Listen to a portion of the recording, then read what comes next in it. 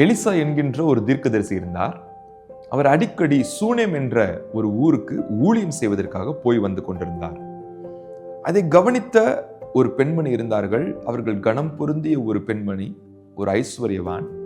இந்த ஊழியக்காரர் அடிக்கடி வந்துட்டு இளைப்பாறுவதற்கு இடமில்லாமல் போகிறாரே, இவருக்கு ஒரு அறை வீட்டை கட்டி கொடுக்க வேண்டும் என்று சொல்லி தன் கணவனிடத்தில் பேசி தன்னுடைய வீட்டு மாடியிலே ஒரு அறை வீட்டை கட்டி அங்கே மேஜை வைத்து, கட்டில் வைத்து, நாற்காலி வைத்து, விளக்கை வைத்து அந்த ஊழியக்காரருக்காக ஏற்படுத்தி கொடுக்கிறார்.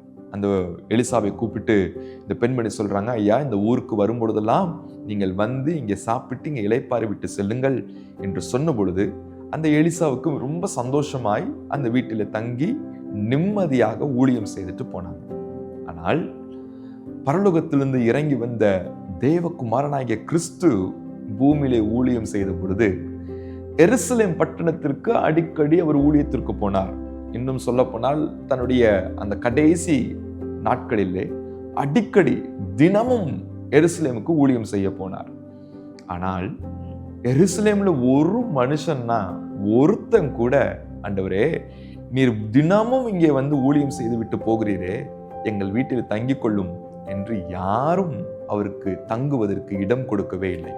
எனவே இயேசு ஒவ்வொரு நாளும் ஊழியம் முடிச்சுட்டு அந்த எருசலேம் பட்டணத்திலிருந்து சில மைல் தூரம் தள்ளி இருக்கக்கூடிய பெத்தானியா என்ற பட்டணத்திற்கு போய் அங்கே லாசரு, மார்த்தாள், மரியாள் என்ற வீட்டில் தங்கிவிட்டு ஒவ்வொரு நாளும் இங்கே எருசலேமுக்கு ஊழியத்துக்கு வருவார்.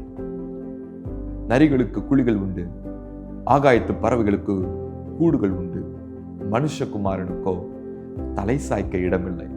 உங்களுடைய வாழ்க்கையில், உங்களுடைய குடும்பத்தில் இயேசு கிறிஸ்து வந்து அற்புதங்களை செய்து உங்கள் தேவைகளை சந்தித்து பின்பு அவர் போய்விடுகிறாரா? இல்ல உங்களுடைய இருதயத்தில், உங்களுடைய வீட்டில் என்றென்றைக்கும் தங்குவதற்கு இடம் கொடுத்திருக்கிறீர்களா?